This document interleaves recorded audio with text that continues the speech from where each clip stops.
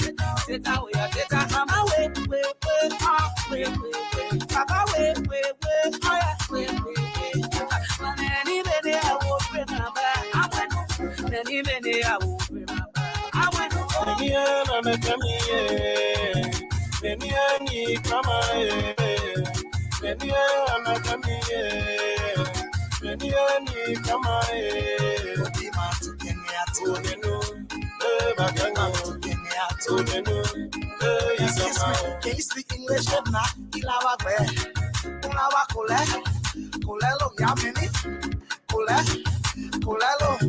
Take me to your mama.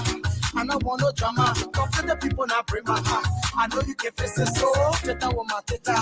They not play high. See, tita don't engage you. Grab on them and lay high. I was standing asking people, Adaho, tell me if I die. Adaho, tell me if I die. First I met you right, yeah. Let me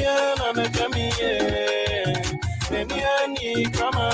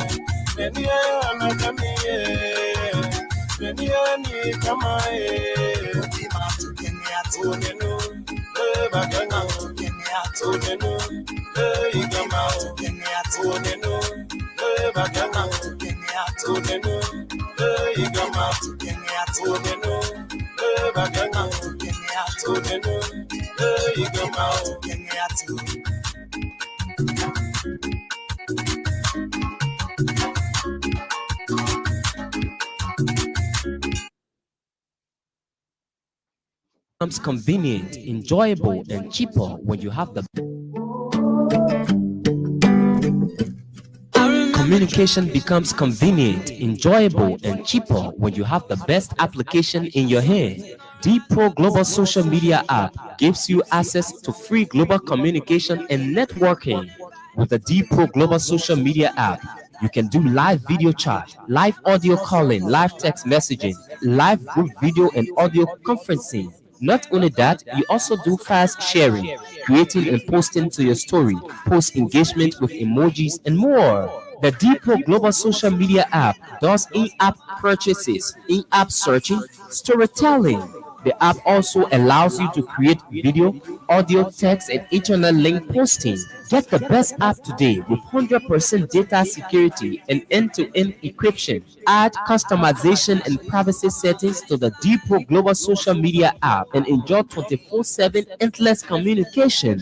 Download the Depot Global Social Media app on Google Play Store and Apple Store and enjoy endless communication. Visit our website on www.depot-idb.com or email us at info@depot-idb.com. Depot Global Social Media app, making communication easier. on me. Do you care to know why thousands of people have switched from using oil-bomb paint to using Une Zize quality paint? Zize quality paint is a high-quality American non-hazard latex paint that doesn't fade or peel off your walls when applied. Zize quality paint comes in variety of colors that you can choose from. We even customize our customers' paint based on their request just to satisfy their desire. Stop by at any of our 3 branches at Police Academy Junction opposite NP Fueling Station, Baptist Seminary opposite Highway Gas Station, and Simple Bridge opposite Michael Plaza. Zize quality paint can be used for both interior and exterior painting works. Customers living overseas can pay through Zelle on 217-720-8858. You can contact us via cell numbers 0777-366-142 or 0770-496-273 or +121-772-08858. Think Zize, think quality. Spicy love, what's next?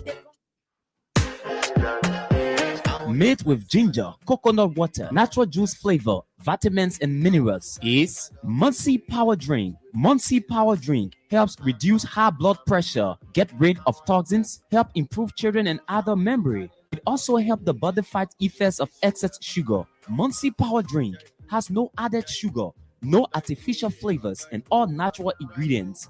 It is a healthy drink for just everybody.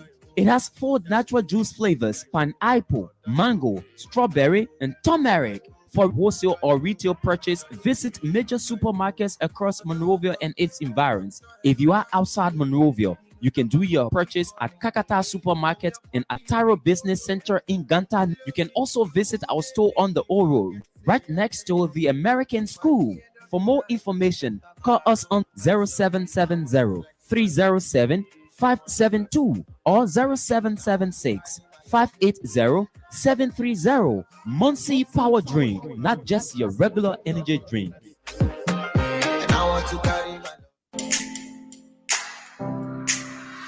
Allen Bernard International, or ABR, is a management consulting firm with a team of consultants and associates who focus on growing and transforming home healthcare agencies, non-profits, and small businesses in other industries as well as individuals.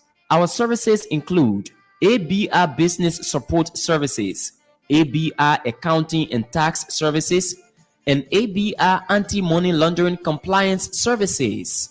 At ABR, we bring to each assignment dedication and commitment, experience and skills, performance-based process, integrated solution teams, and client relations. For more inquiries on our services, call phone number 469-378-3955. That's Allen Bernard International, or ABR, transforming business through ideas. Do you need a car? Ready for an upgrade? Then come to Sika Motors, sole distributors of Toyota vehicles, Mitsubishi vehicles, and Yamaha motorbikes, genuine accessories and spare parts. You name it, we have it. We have the 2022 brands of Toyota vehicles. Select from our new Toyota Starlight, Toyota Belter, Toyota Rush. We've got the best deal in town through our Sika Motors financing schemes with selected banks, EcoBank Liberia and UBA Liberia, starting at the lowest as $500 USD. You won't believe these prices. Come for quality, reliability, and durability. Take a spin and let's make a deal. Sika Motors on the UN Drive at Sayotown, Bushra Island, or call Sika Motors on +231-775-987-758 or email cmarketing@cfao.com. Sika Motors, drive with confidence.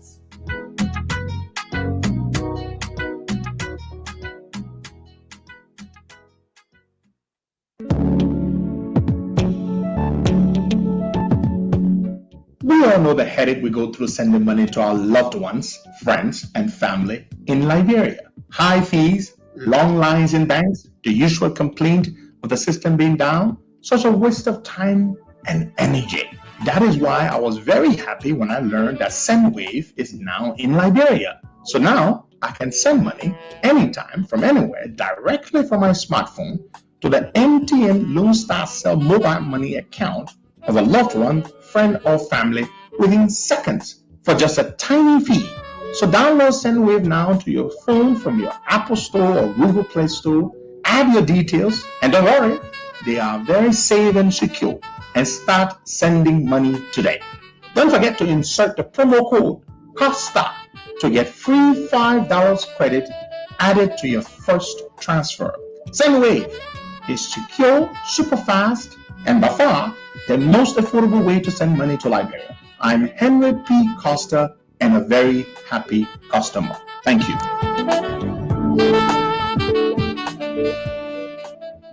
Morning. Welcome to the program. Today is the 23rd day of February 2023. Good morning, Bogey. Yeah, good morning, Costa, and good morning to our many listeners. It's good to be here with you this morning.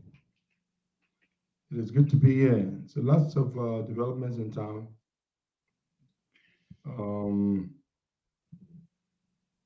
Lots of developments in town.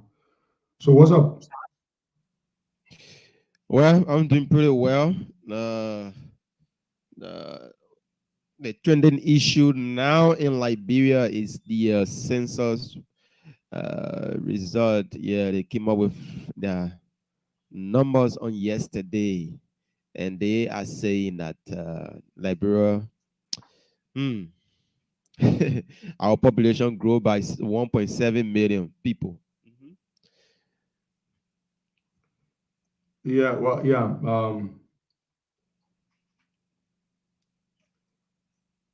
We will talk about that this morning. The population grew, according to them, by 1.7 over the period of 14 years.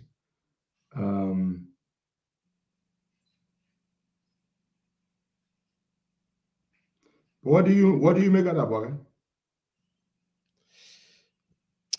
Well, for me, the issue about this census here, Costa, is it's just like our international partners are getting themselves involved. I don't know what's their motive, because the census, a lot of people were home, or people were home on the day that they selected, and the program never materialized on that particular day. For those that conducted the census to tell us that the ratio of men, or the population of men, is more than women now in Liberia, is something that we need to look at critically, because the women population in our country is more everywhere that you go. Entertainment centers, schools, everywhere you go, you see more women than men. But the census coming up telling us that the percentage of men is more than women in our country. That's for the first part. We have to raise an eyebrow there. Does that surprise you? Well, it doesn't. Sorry, folks. I was a little distracted. Bogey, does that surprise you that it says that there are more women than men? It should not surprise you, Bogey. It's like that trend is not only in Liberia, all over the world. It's a global trend. Women are in the majority. It's a simple majority, but women are in the majority all over the world. Don't forget, women live longer than men. That's one thing. It's a universal trend all over the world. Women live longer than men. So I just want you to understand that, Bogey. This is not unique to our country. It's global. So but of course, what they are saying here, they say the population of men in our country, we are 5.2 million, while women is at 49.6. No, Bogey, you're reading nothing wrong. Bogey, that's not what it says. Please read it. Let's go back to it, please. Let's not get this twisted.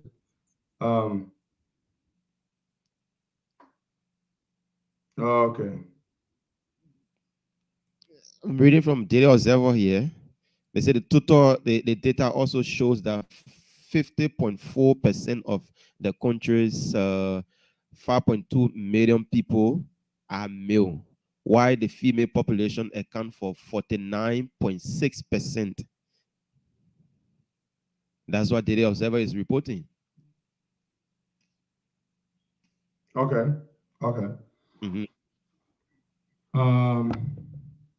So Bagai, let me say this. Let me just say this to you. Um, I want you to understand this.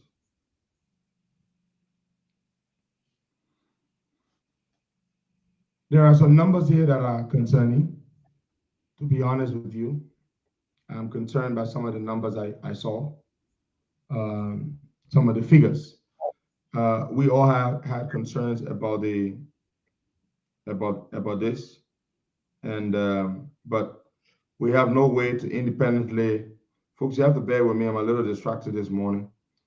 Um, I don't know why this guy would send me these awful pictures this morning. Some of you don't. I swear to God, you don't have. Sorry, folks. Somebody is distracting me. One of my boys in Liberia. I told you something about why I will have to change my number at some point. I am distracted. The man was hurt, and he should know by this time I should be on the show. He's sending me pictures of his wounded foot with the blood oozing out of his foot. You don't have to send me that. You want me to help to send you something? Don't send me that this morning. You just upset my morning. You see what I said? When people have so much access to you, they can just. Okay, why does he have to send me those pictures? Some of us cannot stand the sight of blood. Yeah. That's how I am. What's the word? Squeamish. I cannot stand the sight of blood. So you something happened to you. You want me to help you, and you are cut like that. Don't send me the pictures of that. People do that all the time. Oh, leader, you see my hand? They chop my hand. You see my foot? They chop my foot. Don't send it to me. Just ask me to help you. I will send something. The man has upset my morning. So I'm sorry. My apologies. This is what happens when you are in a position where everybody has your phone number. Yeah, I can't stand the sight of blood. Don't send me your picture like that. Yeah, but you're sorry. Oh, my apologies. That one of y'all. When I say one of y'all, that one of the masses. Why was it? Yeah, but to be leader and not smoking. Yeah. Okay. Anyway, let's go to back at my apologies to you as well. I was distracted. And I just want to say this. First, we'll begin with what I just read this morning, what happened at the residence of Gloria Musu Scott, the former Chief Justice. It's it's sad. It's extremely sad.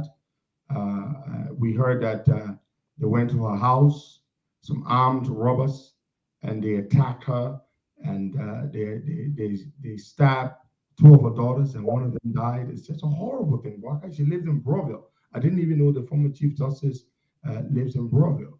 It's just very sad and heartbreaking when I read that story this morning. And I just want to say we want to convey our deepest condolences to the former Chief Justice. We wish her our deepest sympathy. My friend Aloysius Banks says she lives in the Virginia area, actually, not Broadville. Now, those who are not from that side, they tend to confuse Broadville with Virginia. Yeah, Virginia is different from Broadville. Those are two, the township of Virginia and the city of Broadville. Yes, so Costa, the issue about the former Chief Justice, they made an attempt twice at her residence. Yeah, they made an attempt twice at her residence, and she blew the alarm. She appeared on a few local radio stations, letting the government know that there have been an attempt on my life. So people have burst into my house twice, but they did not do anything. They did not harm me. They did not harm any of my family members.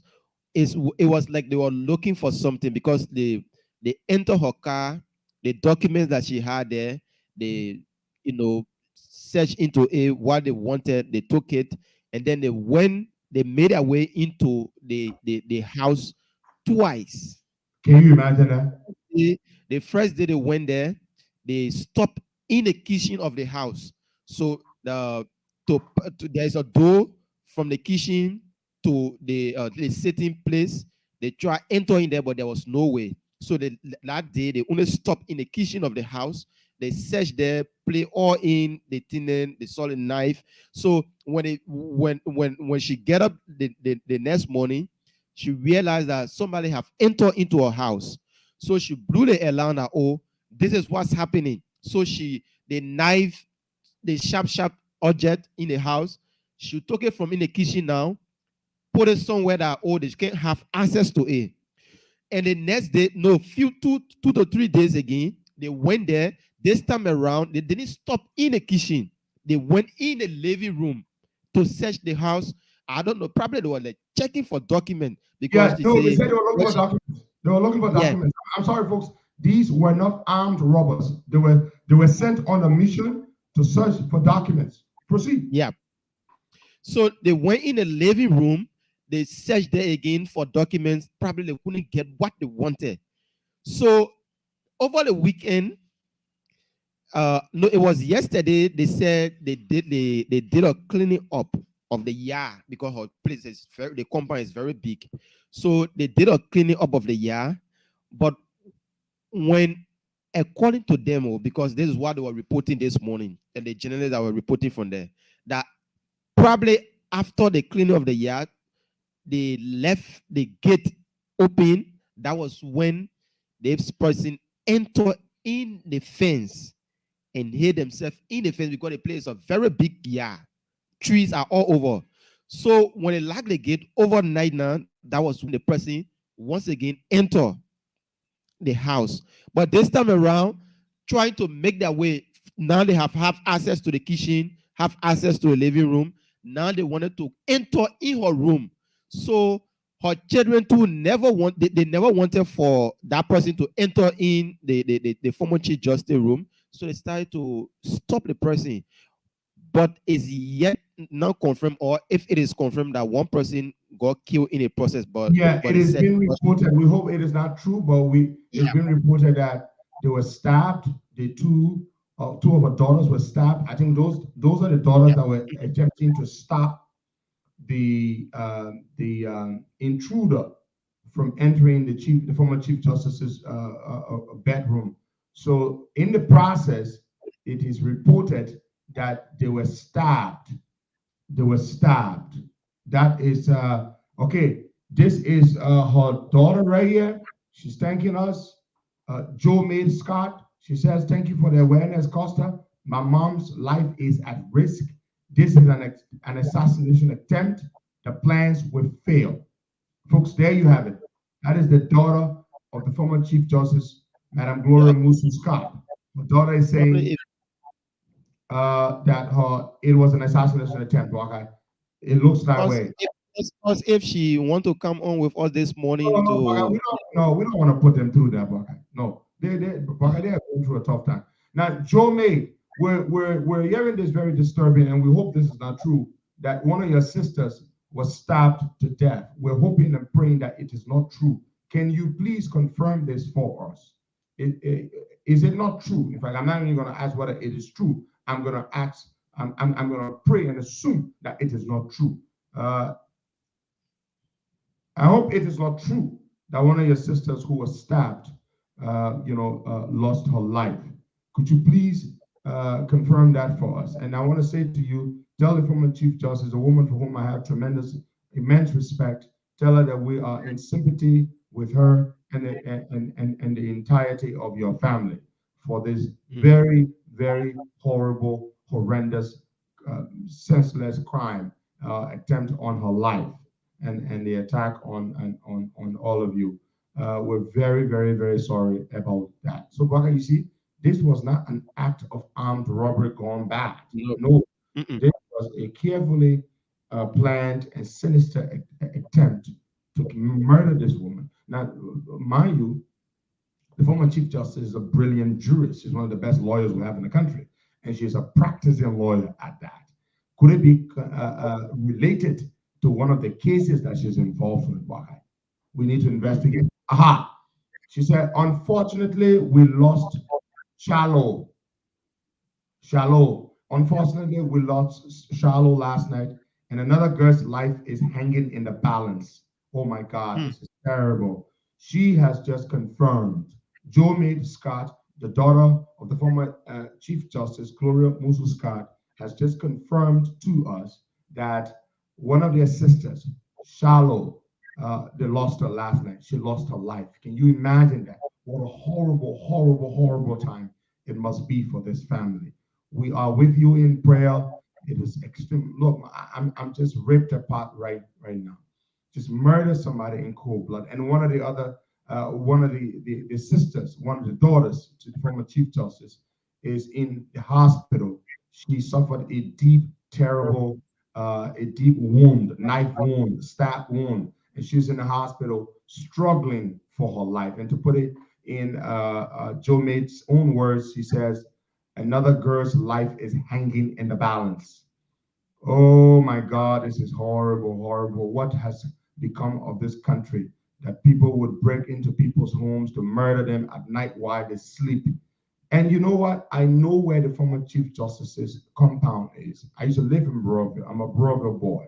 Even though her compound is not in Broadville itself, it's right there up on the hill when you are going towards Broadville. When you pass the overhead bridge that takes you to the Hotel Africa, there's a gas station to your left. It used to be called the Sheriff gas station.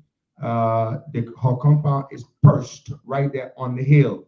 It's perched right there on the hill on the main motor road towards Broadville before you get to the Iron Gate checkpoint. It's not somewhere deep inside. It's right there on the main motor road. Beautiful place she built there. Very, very, very, very beautiful place many years ago. That's where the former Chief Justice Gloria Musu Scott has been living all this while. Madam Musu Scott, we are with you in prayer. And we pray that the Lord Almighty will console you and your family as you go through this very dark period. Oh, yes, just around the Red Hill Field. Like Birmingham say Red Hill Field. The Red Hill Field. That is where she has her compound. Now, Jo Maid, if you don't mind, did the assailant, this villain and this terrible, heartless assailant, did they get caught? Was the killer caught? Was the attacker caught? We want to know that. It's important for us to know. And we hope that they have fortified security at the former Chief Justice's residence, because it's important. It's very, very important. Whoever tried to kill her or to have her killed might still be up to no good. Okay, she has just reached out to me, Wakai, the former Chief Justice herself, Madam Gloria Musu Scott. I'm going to ask her. She just sent me a message. I don't even know how to begin to respond to her. She is a tough cookie. That woman is a solid woman. She is as strong physically, mentally, emotionally as she is intellectually. How can I even say good morning to her? Oh my God. We are deeply sorry. Let's see whether she wants to come on for a while to talk to us. Oh my God. We thank God for sparing her life, and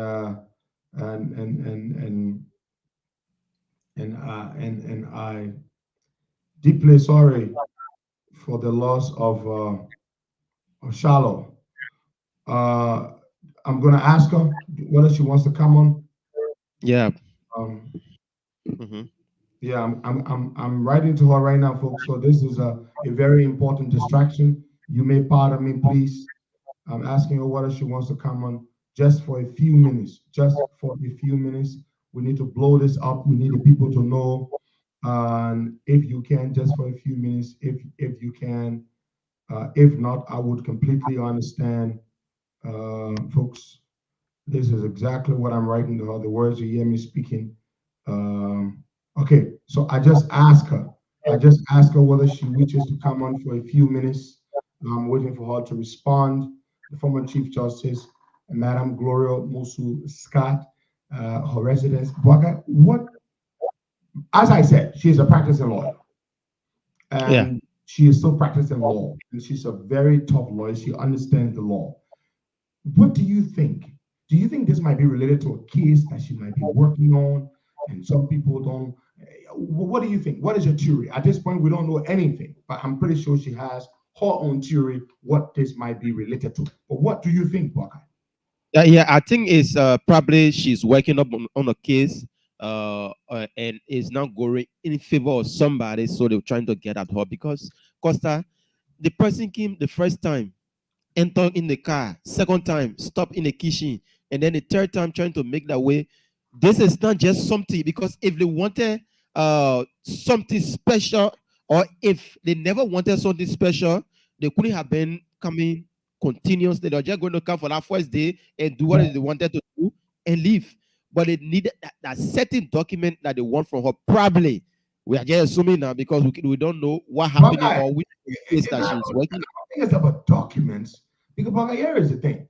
Why would it be a document? I mean, if let's just say this, a document, they could find that document from anywhere else. I mean, even if it's a document that they believe that she has, I mean, there's no telling that document the copies of that document might be someplace else. So what would be the point of going to a home and stabbing people, one of whom has unfortunately lost her life, for a document? It might be something completely different. It might be an attempt to murder this woman, Buckeye, or it might be the combination of both. I'm not saying you're wrong. I'm just saying it might be. Now, let's put this into perspective. She is one of the lead counsel. She's one of the lead lawyers, one of the lead, because of a vast and rich experience as a lawyer and a jurist, and former Chief Justice. I believe the first woman to become Chief Justice of the Republic, former Senator of Maryland County. She's the lead counsel for the Liberty Party in their case with Musa Bility. That's one. She is a stalwart. She is a stalwart of the Unity Party. And she's seen normally in photo with former Vice President Joseph Walker. With former Vice President Joe Walker. Of course, they are very, very close. They Yes. have a fantastic relationship. She is good. Okay, good. So, okay, this person is not really her. This person meant to say this is about Gloria Scott. That is not her. Folks, I just want to apologize. The person miswrote. They are not Gloria Scott. They wanted to remind me, or they wanted to elect me to Gloria Scott, the former Chief Justice. So I just want to inform you, the person that I'm chatting with is not Gloria Scott. They miswrote. What they meant to say, they wanted to bring the Gloria Scott issue to my attention, but they are not the former Chief Justice. But if the former Chief Justice is out there and she's listening, as is her daughter, and she would like to speak, of course, we'll welcome her. But this person is not her. I'm sorry for misinforming you, because I myself was misinformed, and the person, I believe it was a harmless error, and they miswrote. But let's go back to the point where we were making Buckeye. She is a stalwart of the Unity Party. She provides pro bono legal services to these parties, Unity Party, Liberty Party. I'm pretty sure Liberty Party is not paying her. She doesn't even ask for any compensation. But Buckeye, could this be related to any of these cases that she's involved with? Huh? I mean, what is going on here, Buckeye? What is going on here? I mean,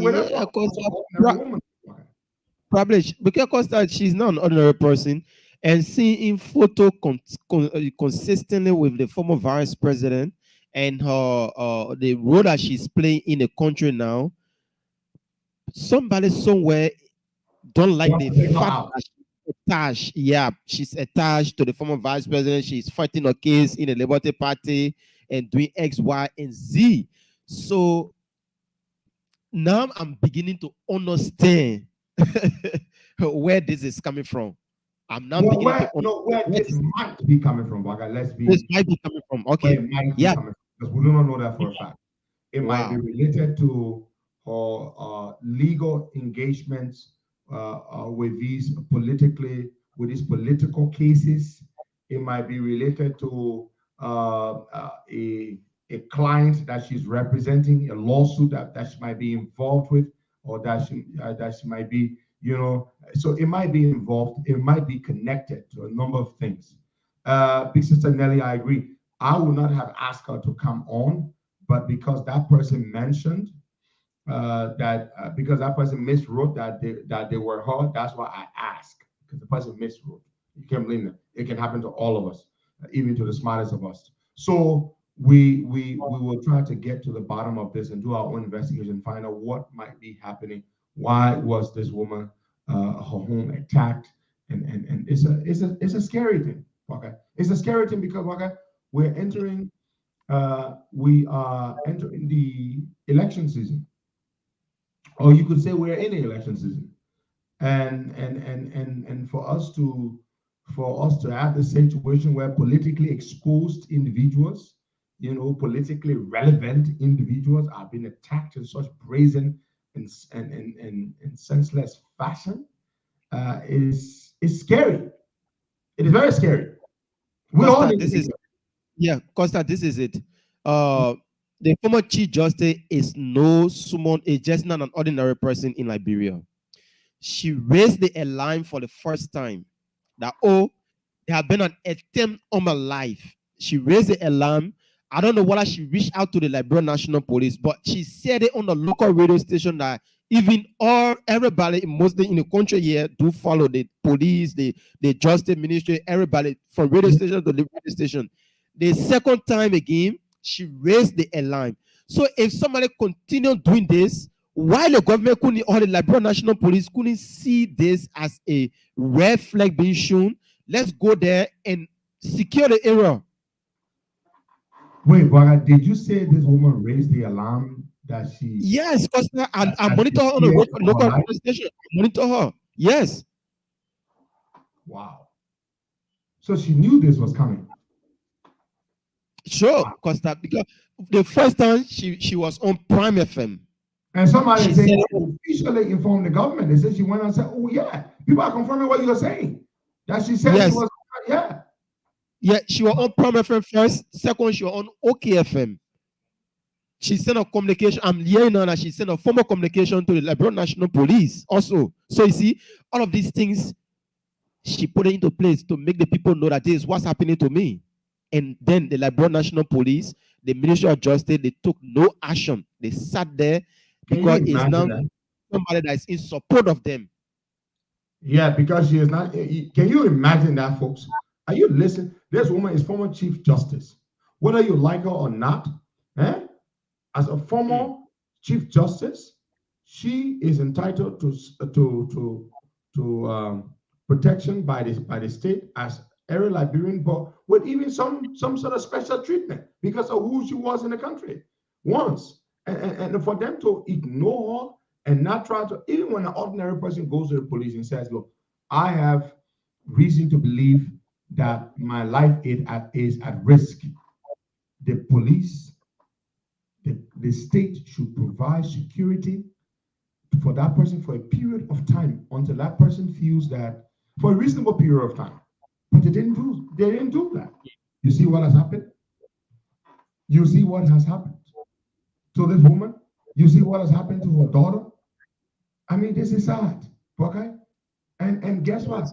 They are not going to investigate this thing well. They never will, the police. Because who knows? Who knows who in government, who in high places might be connected? These are not armed robbers. These people were sent to kill this woman. So somebody somewhere is behind this. Sure. Right? Somebody somewhere is behind this. Now, let's move on here to something else. Once we get updates, we will circle back with you once we have some updates there for you. Let's go to the issue of the census. It is very important. We want to look at the issue of the census. Okay, hold on. The census. You know, some of these figures here really do surprise me, Waka. Let's look at the 2022 numbers. Waka, I want you to go to the 2008 numbers there. Do you have the 2008 numbers? Nope. Okay, I'm going to send them to you. And this is what we're going to do. I will call the numbers from 2022 and you will call the numbers from 2008. That's how we're going to do it. You have it. Open the PDF document there that has the numbers for 2008. I will open the document for 2022. We want to compare the numbers. Do you have it open? Yeah, I have the 2020. Let me see, 2022, 2000. Yeah, okay. You say you will read the 2008. No, Baka. I said I will read the 2000. I will deal with the 2022, and you will deal with the 2008. Do you have the 2008 open? Yep. Okay, you know what? Forget it. I have it there. Forget it. I have it all in one place. Forget it. So this is it. So for 2008, Grand Cru had 57,913 people. A population of 57,913 people. For 2022, Grand Cru is reporting 109,342 people. That's a difference of 51,429 over a period of 14 years. The increase, the change or the increase in population over 14 years, wow, is huge. It's 88.80%. 88.80%. So the population of Grand Cru has increased over 14 years by 88.80%. That is a huge increase. The population of River G County. River G County had a population in 2008 of 66,789 people, and it has increased to 124,653 people. The difference, is 57,864 people. And the increase in percentage is 86%, 86.64%. That's huge. Let's go to River G. River G in 2008 had a population of 66,789 people. In 2022, the population of River G has increased to 124,653. The population difference, the increase in the population in River G has gone up to, the increase is 91,000. 91,000.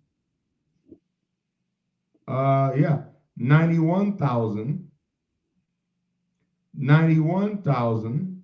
Oh no, sorry, that's not River G. Wait, hold on. River G, okay. Oh, so that two counties I read earlier, right? Grand Cru, River G is the second county. Yeah. So Grand Cru was 57,913 in 2008. In 2022, Grand Cru is 109,000. So the population difference is 51,429 people. That's 88.80%. Then we'll go to River G. River G was 66,789. Now it has increased to 124,653. And the difference is 57,864. And the increase is, the percentage is, it jumped by 86.64%. Then we'll go to Grand Jita. Grand Jita was 125,258.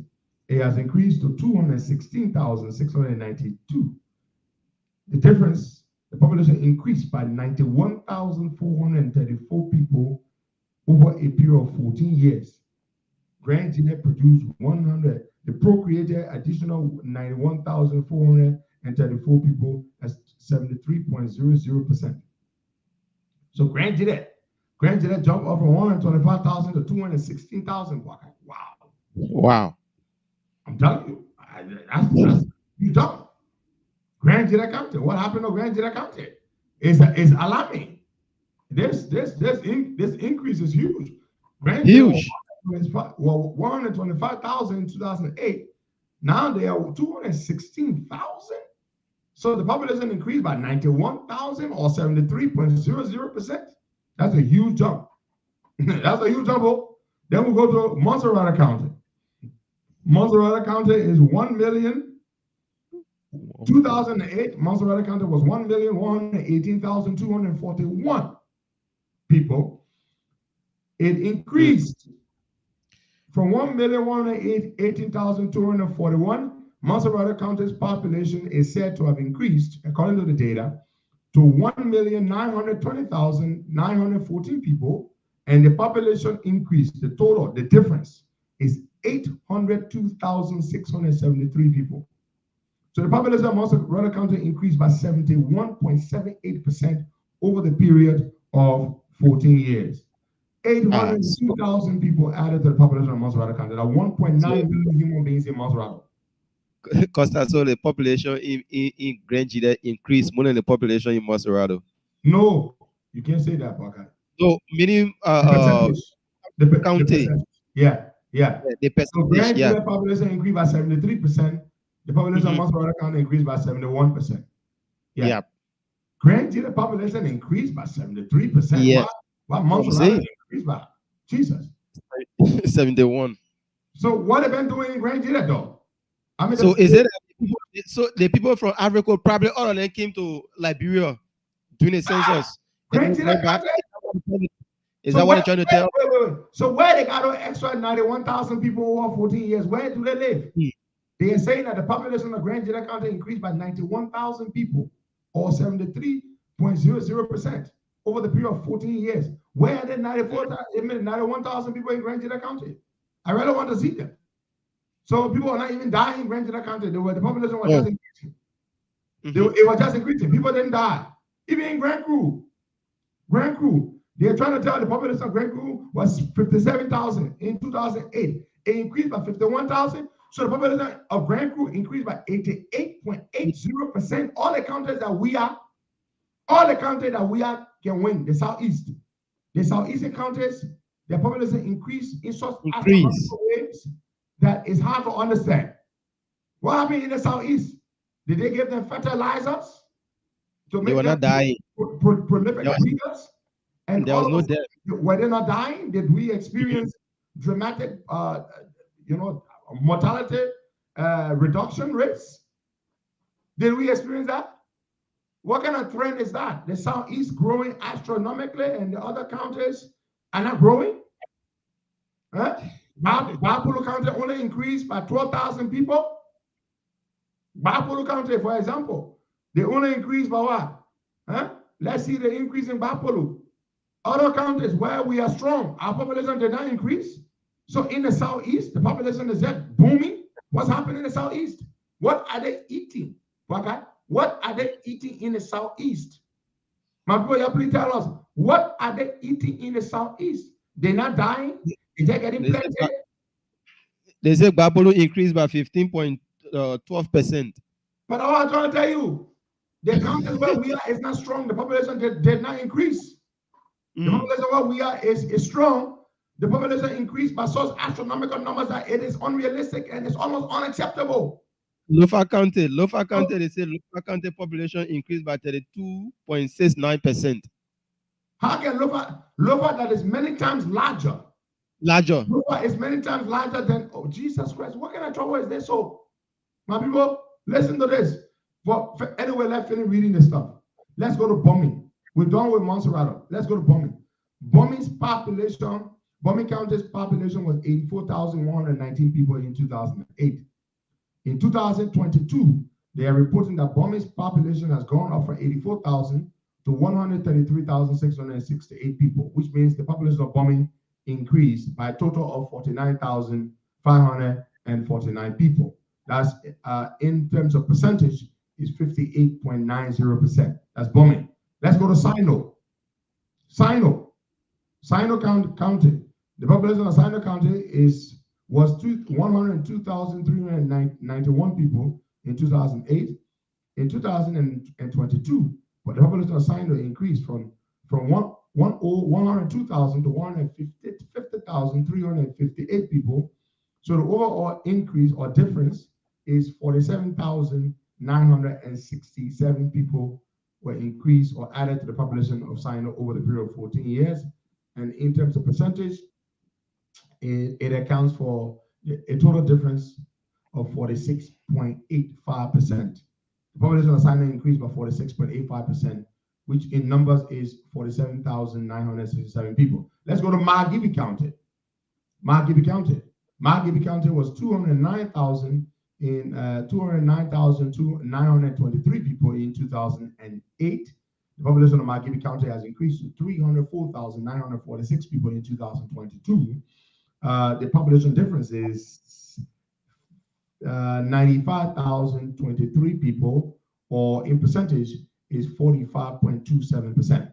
Let's go to Grand Cape Mount County. Grand Cape Mount County's population was 127,076 people in 2008. It jumped to 178,798 people, or a difference of 51,722 people added to the population of Grand Cape Mount County over the period of 14 years, representing 40.70% over the period of 14 years. Let's go to Bong County, my own beloved Bong County. Bong County's population in 2008 was 333,481 people. And I told you the Pelepo plenty. 333,481 people. It has increased to 467,000, almost 500,000 people in Bong County. 467,502 people. The population increase in Bong County is 134,021 people, representing a total population increase in terms of percentage of 40.19%. That's in Bong County. Let's go to Nimba County. Nimba County, which is the second largest county in Liberia in terms of population. Bong County, my beloved Bong County, being number 3, Lofa being number 4. Let's go to Nimba. Nimba County was 462,026 people in 2008. Nimba County has increased to 621,841. The population of Nimba has increased over a period of 14 years, according to the census, by 159,815 people, representing 34.59% population growth over the period. Look at that, Costa. Yeah. Nimba only grew by 34%. Nimba grew by 34%, but Grand Crew grew by 88%. River G grew by 86%. Grand Direct grew by 73%. All the counties where population is strong, that's where the population experienced serious growth. Jesus Christ of Nazareth. Are you listening? Are you listening? Are you listening, fellow Liberians? Are you listening? Grand Jide grew by 88%. Grand Crew grew by 86%. River G grew by 73%. But then guess what? Guess what? Nimba County, the second largest county, only grew by 34.59%. Nimba only grew by 34.59%. Then we go to Lofa County. In fact, Lofa, they say Lofa grew by only 32%. 32%. They're using family planning. Let's go to Lofa. Yeah, Lofa using family planning, but Grand Jide, River G, and Grand Crew, no, they're taking medicine to procreate more. They're born in plenty. Look, this thing aside. Listen to this. Let's go to Lofa. Lofa County is put as 276,863 people, and in 2008, it was increased. It is said to have increased, according to them, 367,376 people in 2022. The population difference, according to them, the entire Lofa County only had 90,513 people added to the population. Now hold on right there. How can small River G County had 66,000 people in 2008.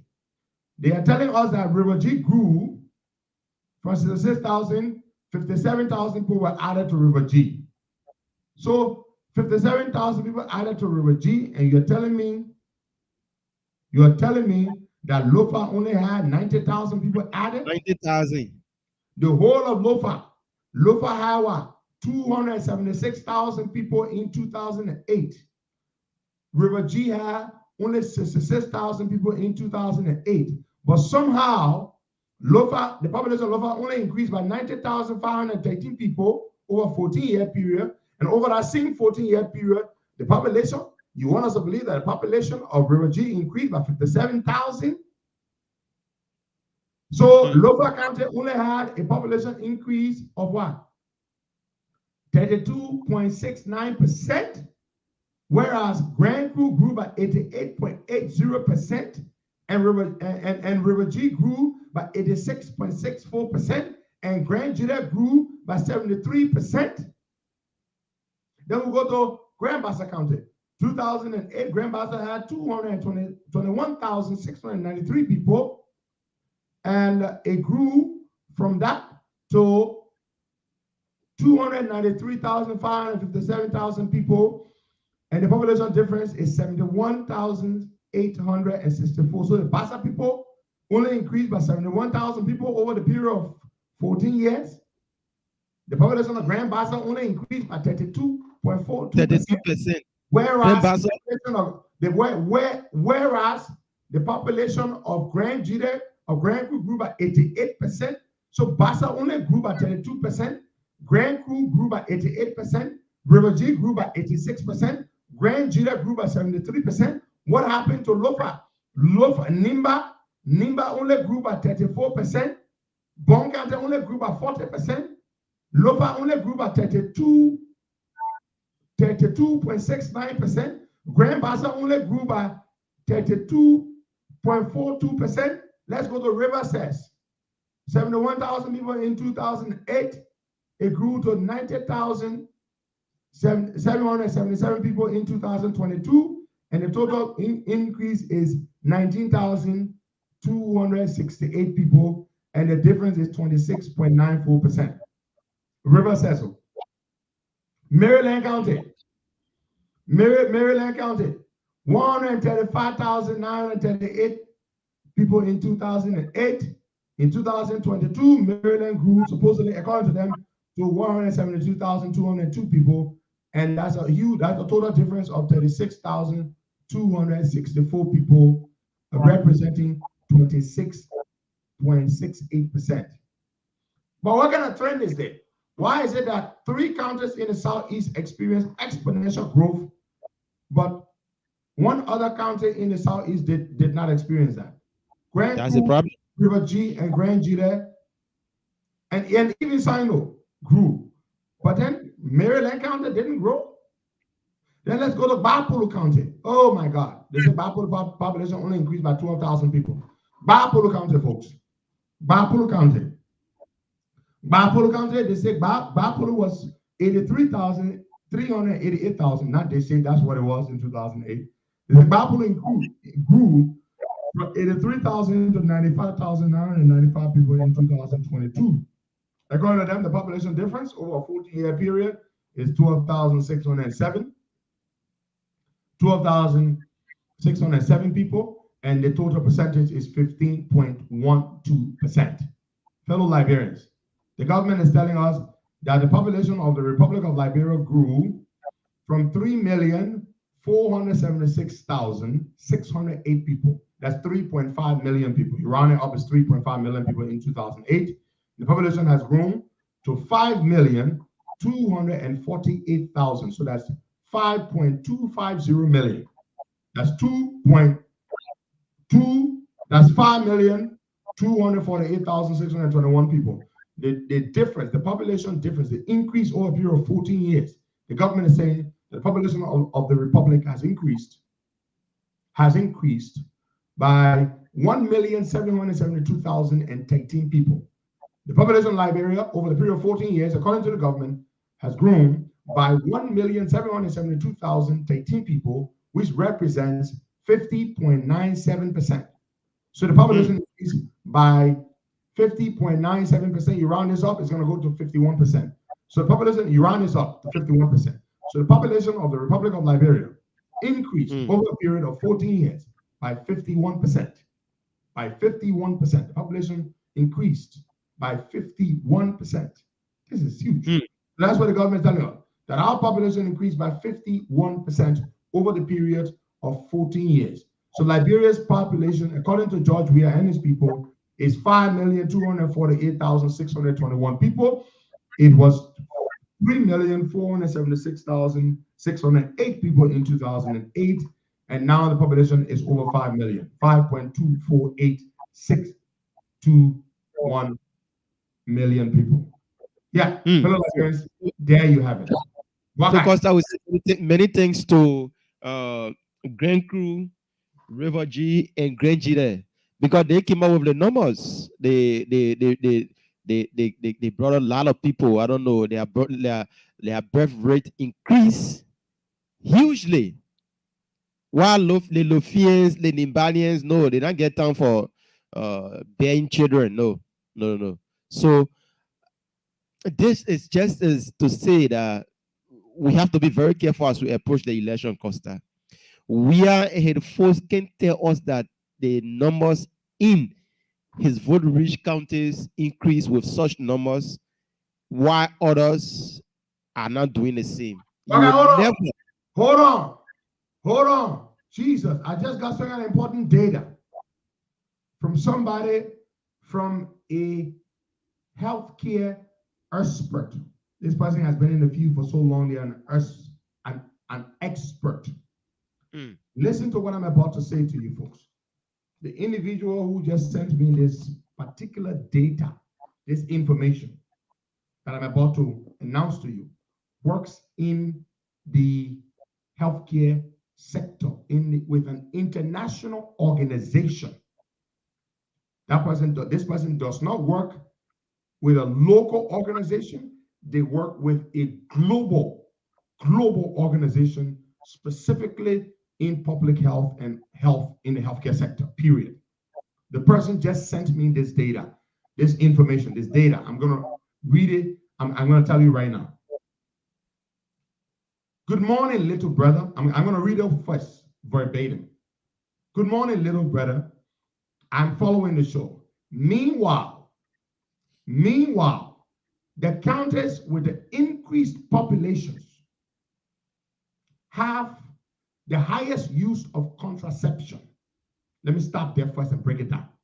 You hear what the person said? The counties with the increased populations have the highest use of contraception. Let's break it down so you can understand it. This individual, this healthcare professional expert who works with a global organization in Liberia said to me, the counties that got the highest population growth that we see here, they have the highest use of contraception. That means they're using more family planning, which means tablet, condom, everything. So just so you know, according to the data that the global organization has, these counties where they say the population grew way up, they're the ones using more family planning, more condom than any other counties in the whole country. But let me read further. So how is it that you're using plenty of condom and plenty family planning, what they call contraception? I'm not going to use B word. Contraception means a condom. You're using plenty of condom. You're using plenty of medicine to prevent the women from getting pregnant, but somehow your population increased more than all the other people who are not using those things in the way you're using it. Let's read further. The contraception prevalence rate in the Southeast doubles all other regions. Aha! You hear it? This expert just said the contraception prevalence. You hear the language the person using? They understand their stuff. They understand their stuff. You know how some people, when you understand your stuff, you say the person is saying that the contraception prevalence, that means the widespread use of contraception, which means condom, it means family planning medicine, the prevalence of it in the Southeast is double. It's double when you compare it to the other regions of the country. It's double. So that means far more people, 50% more people in the Southeast using condom and family planning drugs than people in other parts of the country, in the Southeast. Let's read further. And this is data you can verify. According to the Demographic Health Survey, I'm reading further from this expert. Moreover, the national fertility rate declined from 5.2% in 2013 to 4.6% in 2020. Let's see what guy. Then the national fertility rate. The fertility rate means how you can fire to pump baby. The national fertility rate is declined from 5.2% in 2013 to 4.6% in 2020. So, Paka, how the trend going opposite direction? How you can tell me say the fertility rate is declining, the national fertility rate is declining, but somehow the population, especially in areas where contraception use and family planning programs and use, where they double significantly higher than the rest of the country, somehow those areas are experiencing. I say you want to tell me the condom not working in the southeast. Seriously. The family planning not working there. Because how is that possible? Now, let me read further. The expert says when you triangulate the data, and you get the kind of words the expert uses to triangulate, that means you take all the data, then you put it together, you make sense of it. What I mean by triangulate. Let me break it down. When you triangulate the data and apply other standards, it's clear that the data from the southeast was manipulated. There you go, folks. You hear it? You hear it? How is it that the condom and the other family planning medication in the southeast is 50% higher than in the other parts of the country, but somehow the southeast born more baby than the other counties? How you want to tell me say Grand Crew, the population growth is 88%. Grand Dealer is 86%, but somehow Lofa, all our country sort of what can make man, all the beautiful women and you mean the men in Lofa when I'm firing correct. What happened to them in Lofa?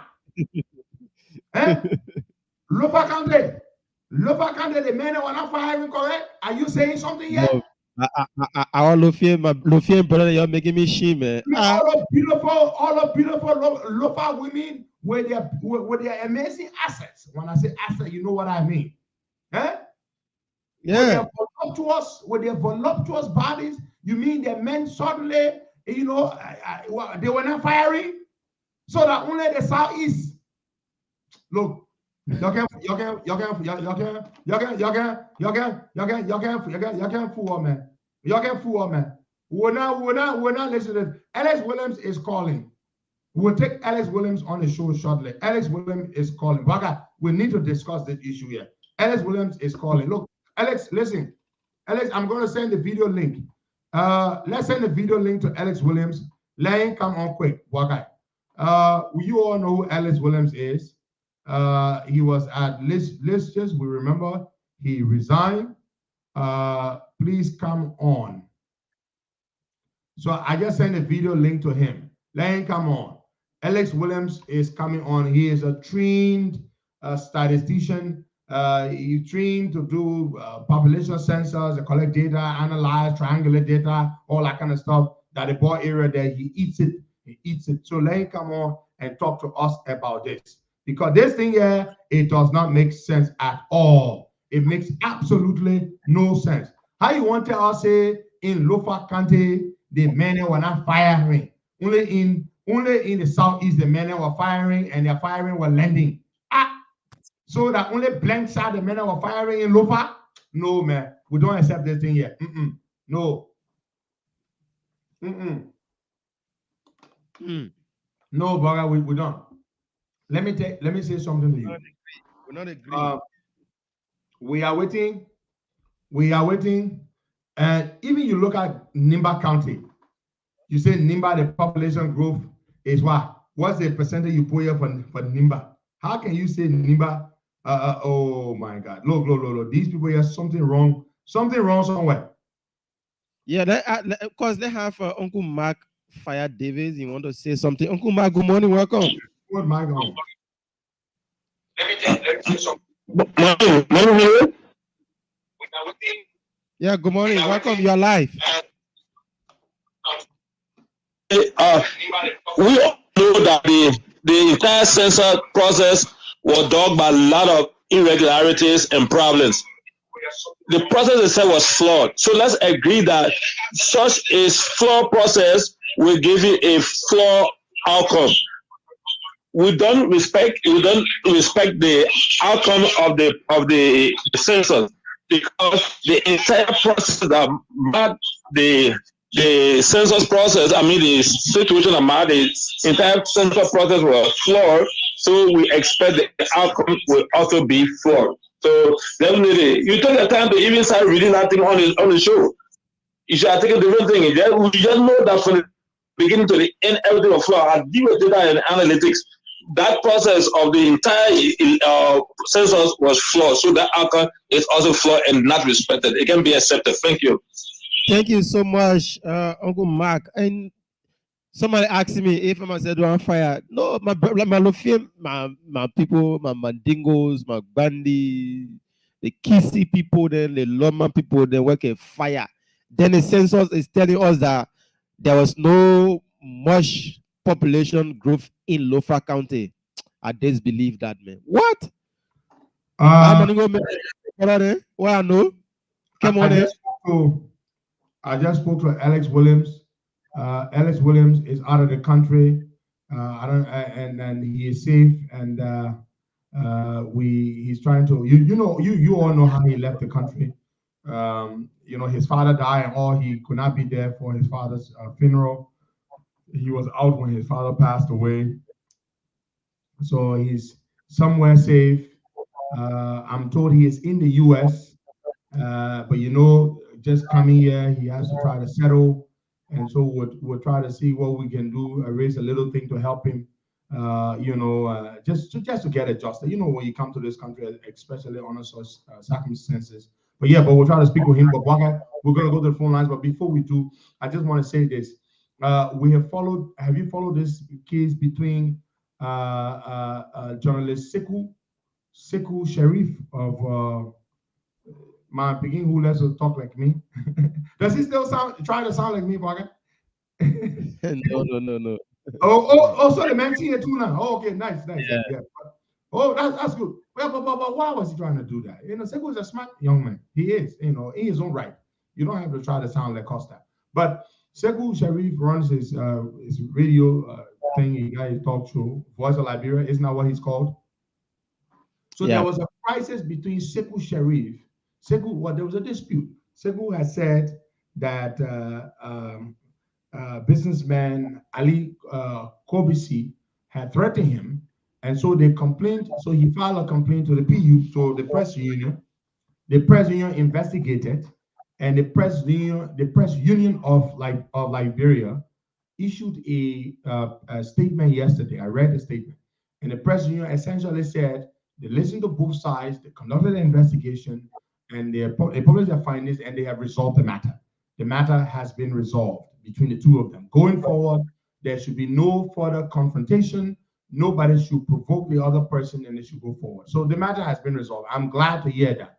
However, I saw a communication on Sekou Sharif's Facebook page. I don't know whether you've seen it. Sekou Sharif, I had the letter here. He is demanding from the businessman that the businessman should issue a commitment in writing that nothing will ever happen to him, Sekou. That even if a fly touches him and he gets sick, the businessman should be held liable. I'm just saying this, Bwakai. If you and Bwakai Kamara had a dispute, and somehow that dispute has been resolved, amicably resolved, in the words of the PUL, and Bwakai is demanding that you must issue a commitment in writing that no harm will ever come to him, that no harm, if any harm ever comes to him, that you should be brought in for questioning, or you should be suspect. I am saying this: nobody in their sound mind should ever sign any such commitment to say that send me a Bwakai had a palaver, and in the moment of anger, I said some nasty words to Bwakai, and so now I should go and issue a statement, and I should say that if any harm come to him, my man, what are you talking about? Let me say this to Ali Kobesi: do not issue any such commitment. Ali Kobesi, do not write any such commitment. Well, everybody's saying that. Don't write any commitment to Sekou, saying to Sekou that that if any fly touches him, he wake up in the morning. Oh, Bwakai, let me tell you something. This is a nonsense. Let me go read it for you. Sekou supposed to be somebody who's going to be intelligent. How can you? This is what Sekou wrote to the man. February 22, 2023. Mr. Ali Kobesi, Chief Executive Officer, CEO, Building Material Center, Capital Bypass. Dear Mr. Kobesi, I acknowledge receipt of your letter of apology dated February 21, 2023 at 12:52 p.m. in which you render apology. This letter came from Sekou's lawyer to my client, Sekou Sharif, Chief Executive Officer of Voice of Liberia Radio Station. As a legal representation of Sekou, I advise that you go beyond the mere letter of apology by signing a commitment bond, which will be attached to the letter of apology already in our possession. I humbly feel this commitment bond will bring the entire situation to an end. You want the man to sign a bond to say that if anything happened to Sekou, that he will be responsible. Let me tell you something. Mr. Kobesi, Ali, or Ali BMC, as you're popularly known, do not sign any letter, any bond that says that if any harm ever comes to Sekou, that you will be responsible. Don't do it. Ali, don't do it. Hayaka. Because that man, Sekou is a talk show host, like I was saying here. He got enemies. He on a platform. If anybody harms him, God forbid, they will say that you. Do not sign any document committing that if any harm, okay, let's say we go label you. Let's say we go be your drawer. Anywhere you go, you and him will go there. How you will tell me say I'm a sign commitment to say I'm responsible for any harm that come to you? Go ahead, Baka. You know Sekou. So talk inside too. Let me hear what you get to say. Do you want Ali to sign that kind of bond? No, but for me, I won't advise him to sign. But even the lawyer that is asking for such, the lawyer should know better. The lawyer should know better. He said the lawyer said will never do such thing. He will never sign up. Sekou is on radio. Sorry, Baka. Peter Bryan just wrote here that they heard Sekou on Hot FM this morning saying that the matter has been resolved. Then why is Sekou asking that the man should sign a bond? No, the matter was resolved by the PUL, but now Sekou, what he wants, the man should sign up to this agreement. Yes, anything, even if I go to my girlfriend place, anything happen to me there, this is the person that is responsible. Exactly. Oh, anything that happen to you, the man will be responsible. Suppose you drive your car may accident. They will say that the man temper with your vehicle. So no, Mr. Ali Kobesi, do not sign it. That lawyer that Sekou got not correct lawyer. How can you tell me I must go and take responsibility that anything happened to you that me responsible? That lawyer, Sekou might begin. You know you might begin. Fire that lawyer. That lawyer not correct lawyer. Because Ali will never sign that kind of thing. The only thing you can do in that case is something called a restraining order. The restraining order is the only thing you can go and something. But you cannot say the man must sign a bond that if anything ever happened to you that you don't want to be responsible. But you say the matter is resolved. The PUL issue statement, they say the matter resolved. Sekou went on radio, he said the matter is resolved. Why you want the man to sign bond? Check your WhatsApp. Oh yeah, okay, I will check my WhatsApp. Now, to my other picking, Anthony Ben Roberts II. Anthony Ben Roberts, you been in all kind of between the people there. Sunday matter is resolved. That certain thing we got, we will not put it out because it's damaging. I want to say this to my picking Sekou. Sekou, if you're listening, you tell Sekou, your man Anthony Ben Roberts, you be careful. Say the matter is resolved now, we will not talk nothing else. But I got something something extremely damaging that will affect Sekou in this matter. But I will not talk it, I will not put it aside. The reason I will not put it aside, and Anthony Ben Roberts working at the National Transit Authority, NTA. Anthony Ben Roberts, I got something. But because Sekou has shown magnanimity in this case to make peace, it is not in the interest of peace for me to release what I have. So for the sake of peace, what we have in our possession, which is very damaging, even to Sika, we will not release it. You have my word. Wagai, to you and to our audience, they have my word. We will not release this damaging material we have in our possession. Yes, of course. The reason we will not release it, because it will embarrass Sika very badly. Very, very badly. No, Sika de my begin. And some of you will say, well, why Costa doing this for Sika? Oh, well, Sika de my begin. Sika was trying to get some popularity, so he used to use my name a lot to attack me. I understand that, but he's my begin. But we have a material here that is extremely damaging that we will not release. Imagine us having something damaging on somebody who used to say nonsense about me, but I will not release it. Because we're trying to show that we are the big brother here. And so I'm proud of you. I'm proud of you. And I got a picture here of Anthony Ben Roberts sitting now in the studio with Sika. Yeah, the two of them here. Yeah, Sika sitting now behind a desk. And yeah, Anthony Ben Roberts, the two of them laughing. I got a damaging recording, but I will not release that recording. And I want to say this to Omen Sam Sion. Omen Sam Sion, who we promoted on the Costa Show. Omen Sam Sion, you don't want behind all the picking to be doing all the babating. Move from behind them. The man in the NSA, like he own a job there. Omen Sam Sion, you working for NSA. We promoted you on the Costa Show. We used to say our security expert, when you call in, move from behind the people. You the one bringing all the hala between the people. Move from behind the picking and you're using them.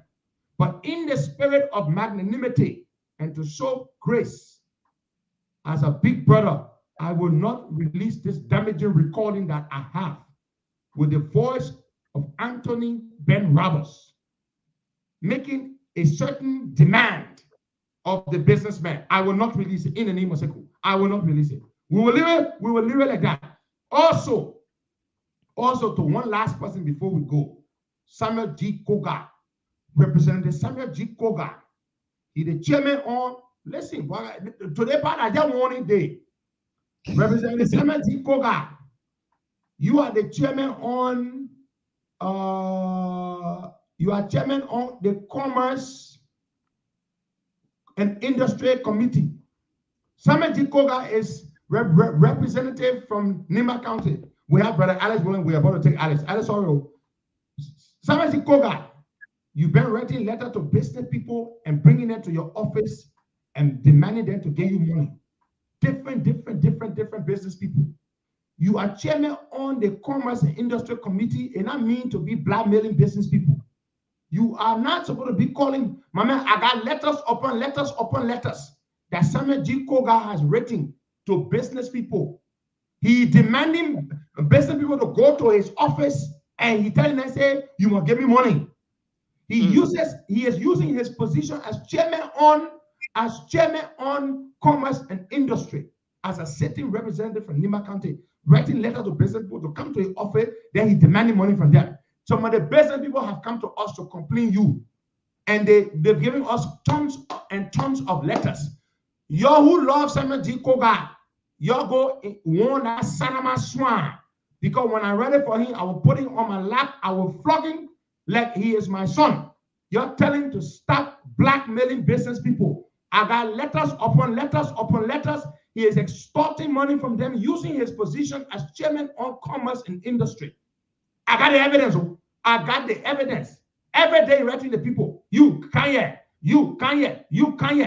And he's going after, he's not going after like business people because if they were not getting money. He's going after foreign business people. It is wrong. It is corruption. Stop. Y'all go tell you. My man Thomas Christ, you were telling, I know that you're Nima County brother. Go tell him. Because when I'm ready for him, let me put it in Nima County accent. When I'm ready for him, I will deal with him. Yeah, and somebody asked what I represent. Yeke is coming on. No, Yeke will be joining us tomorrow due to some issues. But listen, folks, we're doing something for our brother Alex this morning, Alex Williams, and I will send the first $100 US. So y'all need to join me. Alex Williams is in the United States. I'm about to pin his cash app number right here. I'm gonna cash out $100 to him myself right now. This is it. It's $G Alex M Williams. $G Alex M Williams. I'm gonna pin his thing here right now. We need to help our brother. He has made his way to the United States of America. This is Alex Williams, our brother. So I want you all to chip in. Let's do something for our brother. Okay, that is the cash app right there. And I am going to send $100 to it right now. Alex, good morning and welcome to the Costa Show, my brother.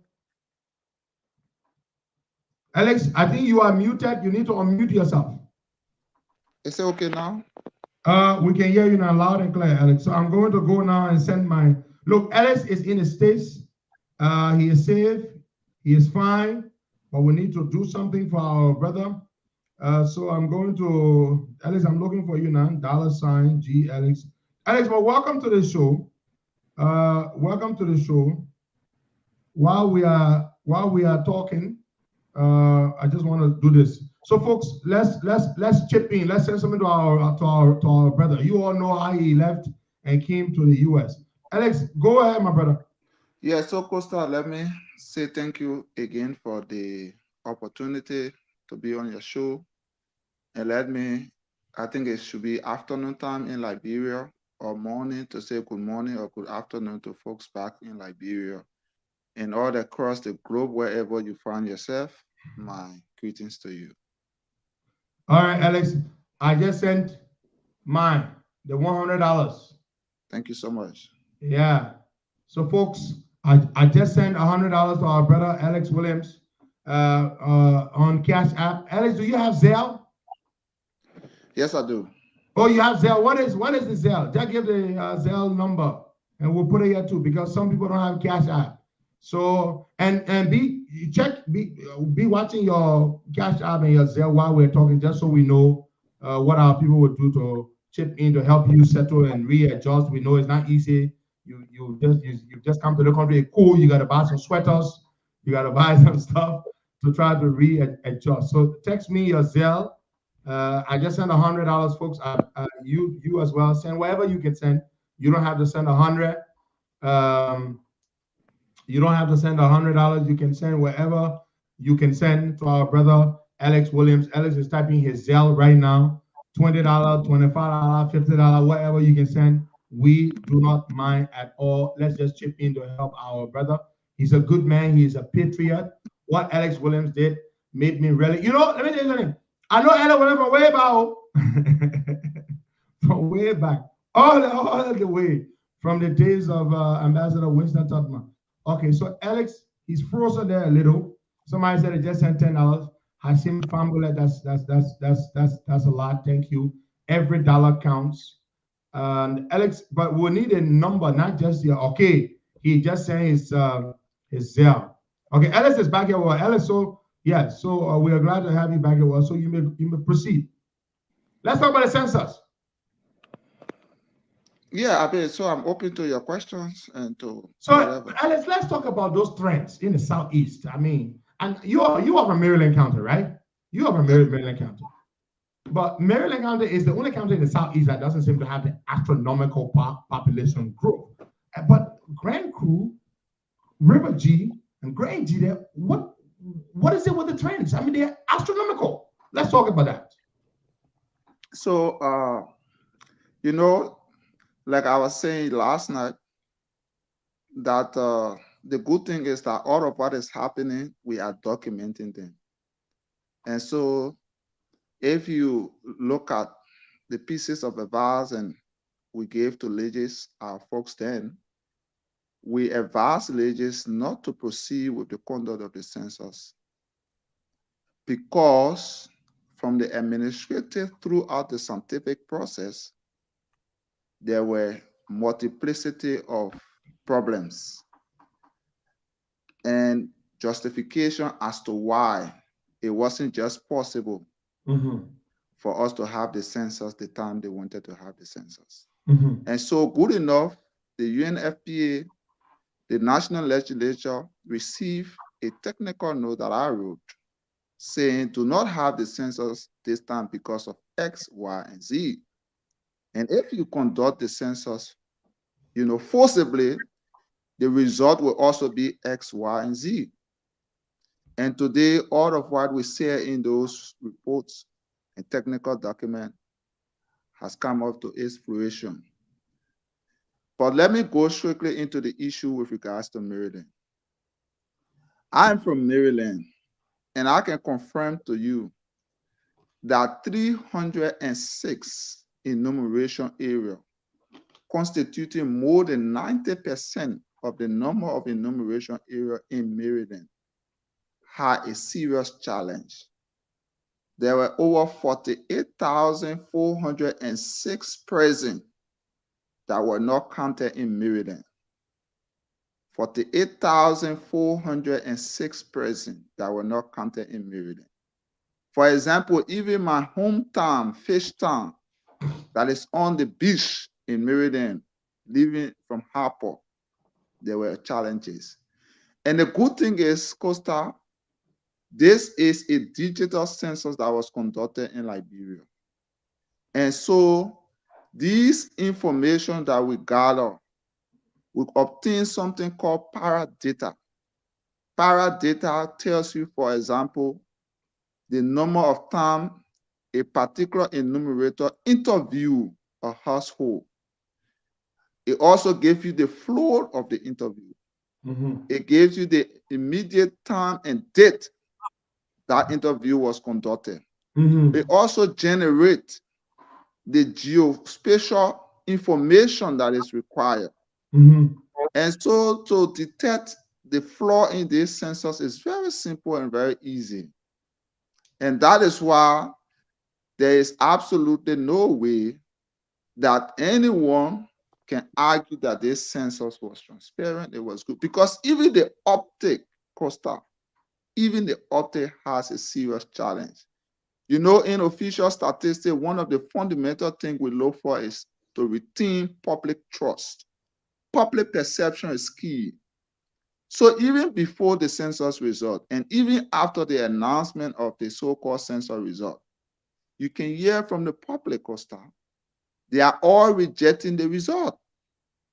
Not only are they rejecting the results, we know for a fact that a lot of Liberians were not counted.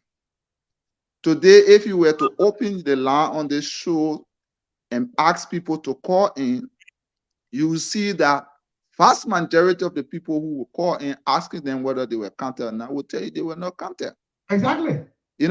And so that is why I took serious exception when I saw on a release from Legis yesterday that the coverage or completeness of the census was 97%.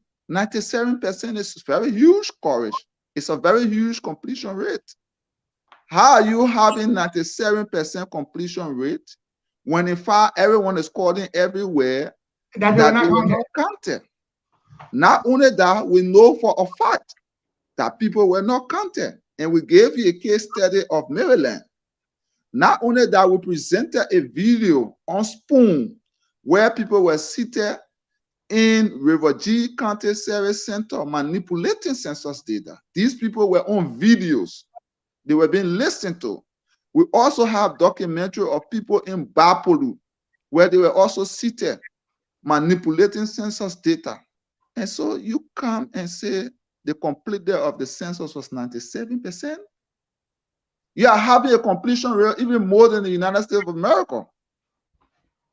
And that is absurd. That is abnormal. That is sheer arrogance. You cannot do that. You cannot even determine completion rate of a census except you do what we call the post-enumeration survey, where you take sample of the enumerated areas in the census and do an analysis. So you will take those samples and you send an independent team that will go into these places and ask questions like, do a new survey or do a new enumeration to determine the quality and the coverage of the census. You have not done that. I listened to the acting Director General Legis, who was investigated by LCC and found culpable of corruption, who has no expertise in censuses or survey, neither statistics or demographic. A week before the announcement of the census result, he was saying that after the census result, they are going to do post-enumeration survey. So you have not even done post-enumeration survey, but you are telling Liberians the quality. So let me hold you, Alex. So you cannot announce the overall results until you have conducted a post-enumeration survey? You cannot determine the coverage of a census until you do a post-enumeration survey. But they've already the post-enumeration survey is like a test to validate the authenticity or the reality or how guaranteed the census was. That is the essence of the post-enumeration survey. I mean, it's just like, for example, you went to a school, and before enrolling into the class, your instructor sometimes will give you a pre-test, and then after you take the course and pass, then you have a post-test. That's similar to that. Wow. Now, Alex, let me hold you there, and please give us an update on our Cash App and his. Yeah, we really appreciate that. Our people like to know that. Folks, if you're wondering who Alex Williams is, this is his field. He eats it like Gary. Alex Williams was trained in his field, and he was the Deputy Director General. Is it the Deputy Director General for Technical Services at Legis, right? Deputy Director General for Statistics and Data Processing. Yes. Now, Alex, tell us a little bit about your background in terms of your training, your education, so people know that you know your stuff. So I have my undergraduate degree in economics and demography from the University of Liberia. Mm-hmm. I have a double master's degree in official statistics from the Prague University of Business and Economics, or economics and business, whatever you want to say. In Czech, it's called Vysoká škola ekonomická. I am a licensed official statistician from the European Statistical System, or Eurostat for short. I am a member of the Global Network of Official Statisticians and Data Officers. I have had practical field training and experience in survey, from Legis, serving as an enumerator, from enumerator rising to supervisor, and subsequently to Deputy Director General for Statistics and Data Processing, that is clothed with the responsibility as per Legis Act to supervise all censuses and survey. Good. Alex, there you have it, folks. So Alex Williams is trained. He knows his stuff, and his area. But they got rid of him because he told them that they were not proceeding the right way. The people who are in charge of it, they know a jing thing. The Congo man can say. So, and Alex, check that Cash App here and tell her what's happening there. And so Alex Williams is in the United States. He is safe, as you can see. Everything is fine with him. And check the Cash App and the Zelle. And just let us know what the data that you're hearing are statistics and data. So that one never that era. So you will tell us what we've sent. So we decided this morning on our own, while we're talking about the census thing, and Ellis wanted to come in to help us because he knows his stuff. This is his area. And we wanted to do a little thing to identify with him now that he's in the States. Of course, he's safe. But we wanted to help to just identify with him. You know, he's in the States, to do a little thing for him this morning to help him, to help make his adjustment and resettlement process. You know, especially during this very cool winter time. Yes. So, Alex, are you back with us? You want to tell us what have you received so far from our people? Yeah. So I'm like on and off because I'm using my phone in terms of responding to you, but I just responded. Oh, okay. All right. Good. Okay, what about the Zelle? Some people send something to Zelle. You need to check the Zelle as well. So, folks, Alex, our time is almost up, but I'm going to come back to you. So this is where we are, my brother. This is where we are with this census. What can we do with this census, Alex? What can we do? is clearly not credible because of the. But what can we do? Please tell me, bro. This is very simple. Before this census would have commenced or did commence, I'd advise that the census be adjusted to this new year because everything wasn't set. Now it was possibly done. What I can say to you is that we need conscious Liberians, professionals, who should take this matter to the court. Not only to the court, but that the raw data for this census needs to be presented to Liberians, because as part of official statistics, one of the fundamental principles of official statistics with regards to dissemination, people should have access to the raw data. And so this raw data needs to be presented to professionals and to Liberians for further analysis. The opposition community can also request the assistance of the United States Census Bureau, because the census survey processing that we use, which is CS Pro, comes from the US Census Bureau. So we will have absolute control in analyzing this data, and you will see for yourself that this data is nothing, absolutely nothing but a manipulated one that does not require and does not meet the minimum tests for official statistics. So yes, this needs to go to court. These data need to be presented to professionals. You have people like Honorable Larry Yanque, you have people like myself and many other Liberians, both whom we abroad, who have expertise in this, and let us x-ray the raw data and present the fact to the Liberian people. But this needs to be thrown out of the window. It cannot be utilized for any purposes, whether it is political, whether it is whatever. Ellis Williams, thank you very much. We'll find some time to talk to you better. But I want to say welcome to the United States, and we wish you all the best. Let's compare notes sometime during the day today. Thank you so much. Thank you, my brother. Well, folks, there you have it. Our time is up. And as you can see me dressed here this morning like this, you know, I'm not normally, it's not how I'm normally attired on the show. I have an engagement I must attend to, so I'm going to go. We don't know yet exactly how much we raise. I hope Ellis can tell us before we go. Let me call him. People like to know that. I see my brother John Sobo asking. He wants to know. We want to know the total amount raised as all. All right. So let me call Ellis. Ellis, is it possible you can check your phone and send me the total quick so I can announce it? They want to know. They are asking me. Yeah. Yeah, just go to the Cash App total and to the Zelle total. Okay, let's go to the Zelle.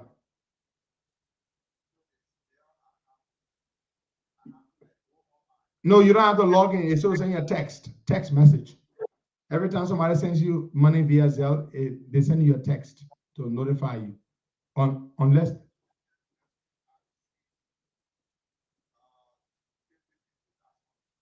Okay, all right, we'll do more. All right, so Alex has a total of about $230 or $240. All right, so folks, thank you so much. You have the information there. When you all wake up later on, you want to chip in, you can send something. Thank you so much. Bye-bye. I have to go.